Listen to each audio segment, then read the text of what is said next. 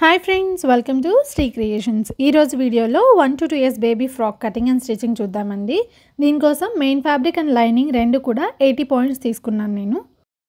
Frock measurements వచ్చేసరికి full length 17 inches అండి, yoke length 6 inches, bottom length 11 inches, chest 22, అలాగే waist వచ్చేసరికి 20 inches అనమాట.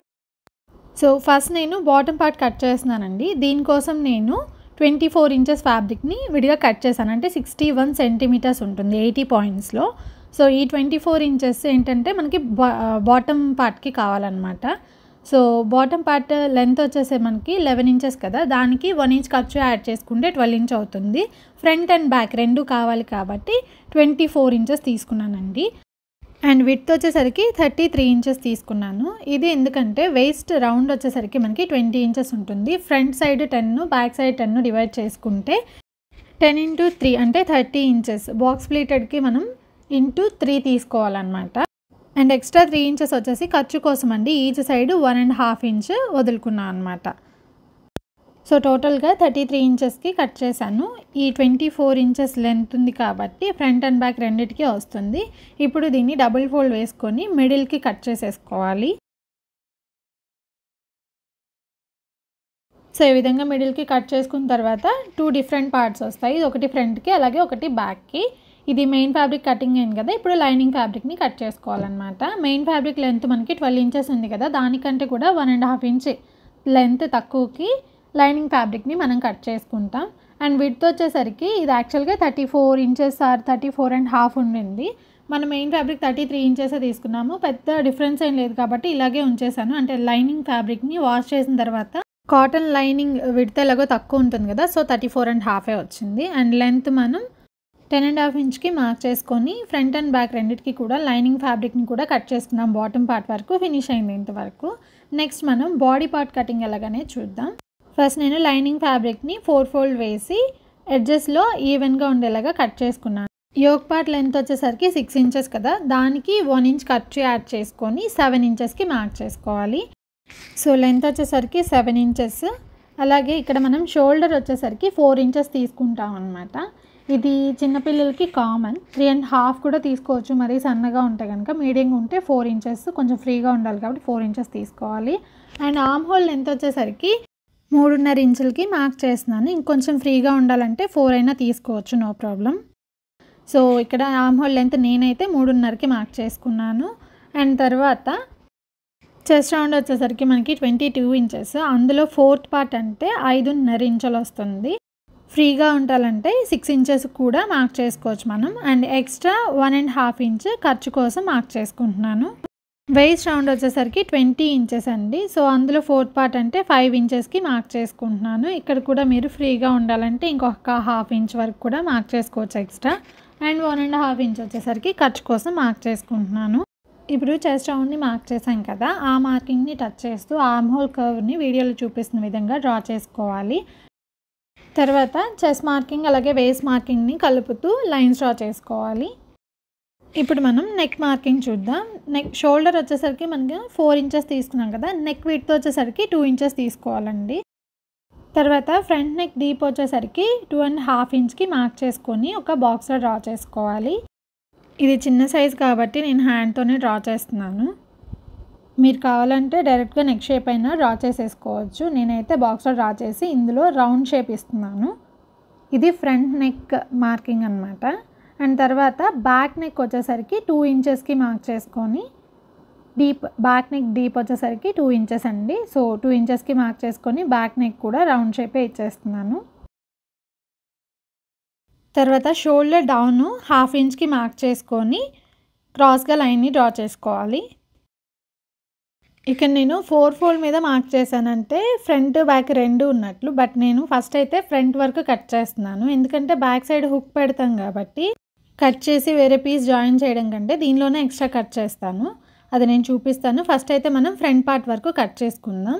ఇక్కడ నెక్ తర్వాత కట్ చేద్దాం. Shoulder and sides arm whole ఇంతవరకు మాత్రమే కట్ చేస్తున్నాను. సో ఈ విధంగా ఫ్రంట్ పార్ట్ని కట్ చేసుకున్న తర్వాత బ్యాక్ పార్ట్కి రిమైనింగ్ ఫ్యాబ్రిక్ ఉంది కదా, దాన్ని డబుల్ ఫోల్డ్ చేసుకొని ఫ్రంట్ పార్ట్ కంటే కూడా ఒక 1 ఇంచ్ ఎక్స్ట్రా, నెక్ వైపు ఒక 1 ఇంచ్ ఎక్స్ట్రా ఉండేలా చూసుకొని ఫ్రంట్ పార్ట్ని అరేంజ్ చేసుకోవాలన్నమాట ఈ విధంగా.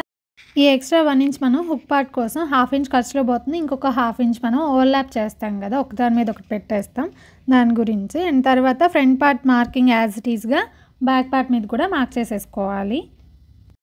షోల్డర్ దగ్గర, ఆర్మ్ హోల్ దగ్గర, అలాగే సైడ్స్ చేసిన తర్వాత నెక్ దగ్గర బ్యాక్ పార్ట్ వరకు ఎక్స్టెండ్ చేయాలి కింద క్లాత్ మీద.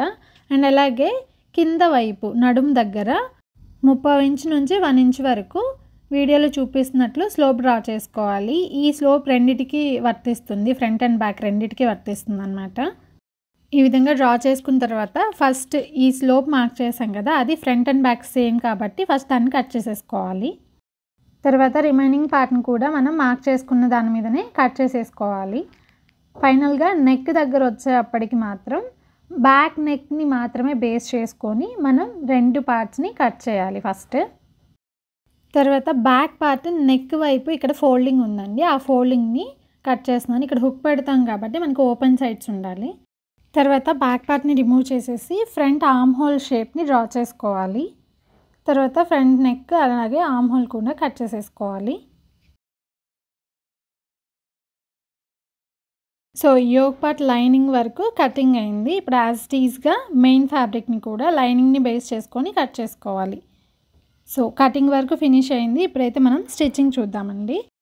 ఫస్ట్ బాటమ్ పార్ట్ స్టిచ్చింగ్ చూద్దామండి. బాటమ్ పార్ట్ నేను బాక్స్ ప్లీట్ పెడుతున్నాను. సో మెయిన్ ఫ్యాబ్రిక్ వరకు బాక్స్ ప్లీట్ పెడుతున్నాను. అది ఎలా మార్క్ చేసుకోవాలనేది ఫస్ట్ చూద్దాం. ఎక్స్ట్రా ఖర్చు మనం 3 ఇంచులు వదిలాం, అది 2 వైపులా 1.5 ఇంచ్ ఈక్వల్గా మార్క్ చేసుకోవాలి. సో లెఫ్ట్ సైడ్ అలాగే రైట్ సైడ్ 2 వైపులా కూడా 1.5 ఇంచ్ మార్క్ చేసుకోవాలి. ఇది ఎక్స్ట్రా ఖర్చు అండి. రిమైనింగ్ ఇది మొత్తం మనకి 33 ఇంచ్ లెంత్లో కట్ చేసుకున్నాం కాబట్టి రిమైనింగ్ మిడిల్లో అంతా కూడా 30 ఇంచెస్ క్లాత్ అనేది ఉంటుంది. ఆ 30 ఇంచెస్ క్లాత్ని మనం 2 ఇంచెస్ బ్లాక్స్గా 2 ఇంచెస్కి మార్క్ చేసుకోవాలి. ఫస్ట్ 2, 4, 6 అలాగా మార్క్ చేసుకోవాలన్నమాట. నేను బాక్స్ ప్లీట్ సైజ్ వచ్చేసరికి 2 ఇంచెస్ పెడుతున్నాను, దానికోసం ఇక్కడ నేను 2 ఇంచెస్కి మార్క్ చేసుకుంటున్నాను. అండ్ అలాగే 2 ఇంచెస్ ఉన్నది ఒక బాక్స్ ప్లీట్ అవుతుందన్నమాట. సో ఇది ఎలా స్టిచ్ చేసుకోవాలనేది కూడా చూద్దాం ఒకసారి. సో ఫస్ట్ ఒక 1.5 ఇంచ్ ఖర్చులో పోతుంది, దాన్ని వదిలేసేయాలి. తర్వాత ఫస్ట్ 2 ఇంచెస్ ఉంటుంది కదా, దాన్ని కూడా వదిలేసేయాలి. సెకండ్ 2 ఇంచెస్కి ఎక్కడైతే మార్క్ చేసామో అక్కడి నుంచి ఫస్ట్ మార్క్ చేసిన 2 ఇంచ్ని కంప్లీట్గా దీని కిందకి ఫోల్డ్ చేసేసుకోవాలన్నమాట. ఇక్కడ మొత్తం 6 ఇంచెస్ వచ్చేసరికి ఒక బాక్స్ ప్లీట్ అవుతుంది. అది కంప్లీట్ అయ్యేటప్పటికి మనకి 2 ఇంచెస్ వస్తుంది. సో ఫస్ట్ది, థర్డ్ది, సెకండ్ దాని కిందకి ఈ విధంగా ఫోల్డ్ చేసుకోవాలి. ఇక్కడ మార్కింగ్స్ కనపడట్లేదు కాబట్టి కన్ఫ్యూజ్ అయ్యే ఛాన్స్ ఉంది. బట్ ఒకసారి నేను చెప్పింది అయితే క్లియర్గా అర్థం చేసుకోవడానికి అయితే ట్రై చేయండి. ఇంకొకటి క్లియర్గా చూపిస్తాను చూడండి. దీని పక్కన ఒక 2 ఇంచ్ ఉంది కదా, 2 ఇంచ్కి మార్క్ చేసి ఉంటాము, దాన్ని వదిలేసేయాలి. ఆ తర్వాత మార్క్ చేసిన 2 ఇంచ్ ఉంది కదా, దాని కిందకి ఫస్ట్ది ఈ విధంగా ఫోల్డ్ చేశాను. ఫోల్డ్ చేసి పిన్తో సెక్యూర్ చేసుకుంటున్నాను. ఈ విధంగా సెక్యూర్ చేసుకున్న తర్వాత ఇటువైపు ఇంకొక 2 ఇంచ్ ఎక్స్ట్రా మార్క్ చేసుకొని ఉంటాం కదా, దాన్ని ఈ మార్కింగ్ కిందకే మనం ఫోల్డ్ చేసేయాలి. ఇది ఫోల్డ్ చేసిన తర్వాత మధ్యలో మనకి 2 ఇంచ్ వస్తుంది బాక్స్ ప్లీట్. సో ఈ విధంగా మనకి 5 బాక్స్ ప్లీట్స్ వస్తాయి. ఎందుకంటే 30 ఇంచెస్కి మార్క్ చేసాం, ఈచ్ బాక్స్ ప్లీట్ మనకి 6 ఇంచెస్లో అవుతుంది. లెంత్ వచ్చేసరికి 2 ఇంచెస్ ఉంటుంది.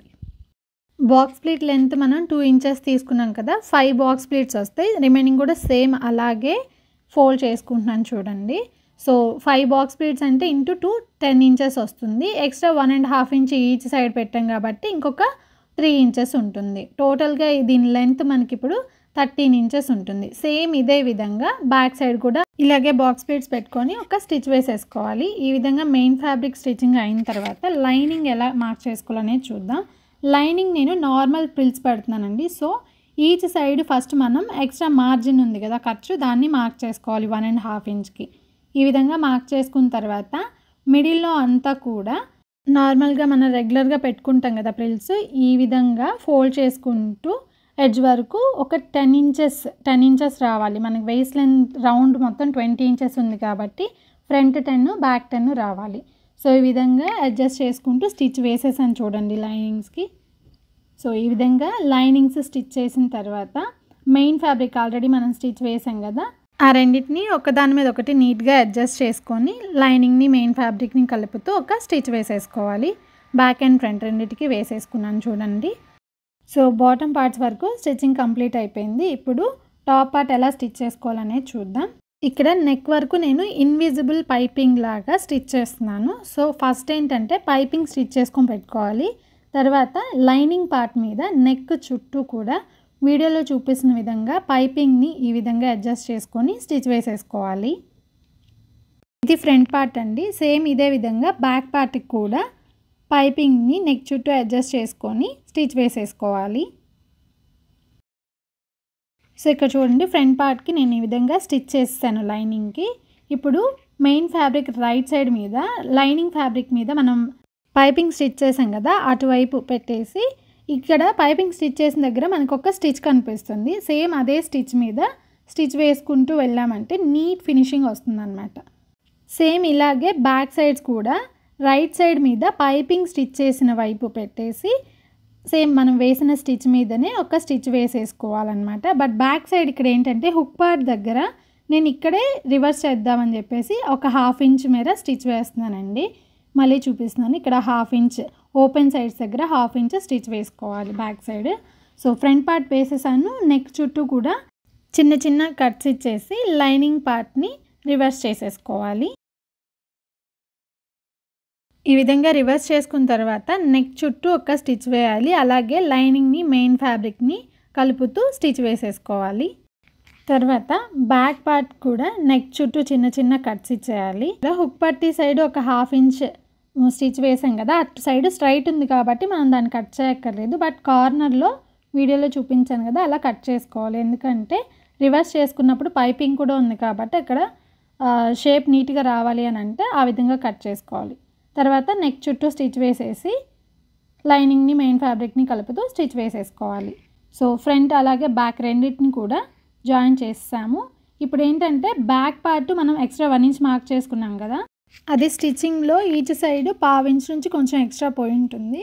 ఇప్పుడు మనం ఓవర్లాప్ చేసుకుంటూ ఒక స్టిచ్ వేయాలి కాబట్టి ఫ్రంట్ పార్ట్ బ్యాక్ పార్ట్ ఈక్వల్గా వచ్చేలాగా వీడియోలో చూపిస్తున్నట్లే అరేంజ్ చేసుకొని కరెక్ట్ మెజర్మెంట్ పెట్టుకున్న తర్వాత పిన్తో సెక్యూర్ చేసుకోండి. ఇప్పుడు దీన్ని ఈ రెండింటిని జాయిన్ చేస్తూ స్టిచ్ ఎలా వేయాలనేది చూపిస్తాను. ఫ్రంట్ సైడ్ మార్కింగ్ ఎలా కనపడదని బ్యాక్ సైడ్ చూపిస్తున్నాను చూడండి. ఇక్కడ నేను మార్కర్తో ఎలా అయితే మార్క్ చేస్తున్నానో ఆ విధంగా ఆ రెండింటిని కలుపుతూ కదలకుండా స్టిచ్ వేసేసుకోవాలన్నమాట. పైన వరకు 1 లేదా 2 హుక్కులు పెట్టుకుంటే సరిపోతుంది, ఓపెన్ ఉంటుంది కాబట్టి. తర్వాత ఫ్రంట్ సైడ్ నేను బెల్ట్లా స్టిచ్ చేస్తున్నాను అనమాట. ఇది చూడండి డబుల్ ఫోల్డ్లో 2 ఇంచెస్ ఉంది. 1.5 ఇంచ్ బెల్ట్ వస్తుంది, ఒక 1/2 ఇంచ్ ఖర్చులో పోతుంది. దీన్ని నేను క్యాన్వాస్ పేపర్తో ఆల్రెడీ ఐరన్ చేసి పెట్టుకున్నాను. మెయిన్ ఫ్యాబ్రిక్ కింద స్ట్రైట్గా లేదు కాబట్టి బెల్ట్ని కూడా మనం అదే క్రాస్లో కట్ చేసుకుందాం. బెల్ట్ని మెయిన్ ఫ్యాబ్రిక్ కింద పెట్టి మిడిల్కి మెయిన్ ఫ్యాబ్రిక్ని అడ్జస్ట్ చేస్తే సైడ్ కర్వ్స్ ఉంది కదా అంతవరకు కట్ చేసేసుకోవాలి.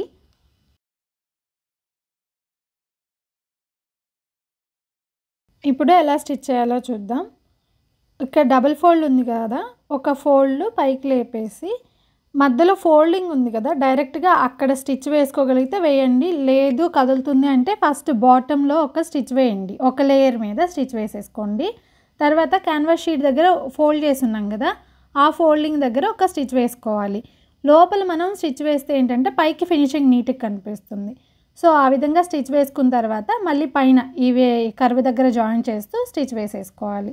సో ఈ విధంగా ఫ్రంట్ పార్ట్కి బెల్ట్ని జాయిన్ చేస్తాము. అలాగే బ్యాక్ పార్ట్ కూడా జాయిన్ చేశాను, ఇక్కడ చూపిస్తున్నాను. సో ఇక్కడ చూసారు కదా మిడిల్లో జాయిన్ చేశాను, పైన అయితే హుక్ పెడతాను తర్వాత. సో ఫ్రంట్ అండ్ బ్యాక్స్ రెండు రెడీగా ఉన్నాయి కాబట్టి టాప్ పార్ట్స్ ముందు బాటమ్ పార్ట్స్ని జాయిన్ చేసుకుందాం. బాటమ్ పార్ట్ రైట్ సైడ్ మీద టాప్ పార్ట్ని ఈ విధంగా రివర్స్లో ప్లేస్ చేసుకొని రెండింటిని జాయిన్ చేస్తూ స్ట్రైట్గా స్టిచ్ వేసేసుకోవాలి. సో బాటమ్కి కూడా ఇదే విధంగా స్టిచ్ వేసాను, ఫ్రంట్ కూడా స్టిచ్ వేసేసాను. ఇప్పుడు రైట్ పార్ట్స్ రెండింటిని లోపల వైపుకు పెట్టుకొని షోల్డర్స్ని జాయిన్ చేస్తూ స్టిచ్ వేసేసుకోవాలి.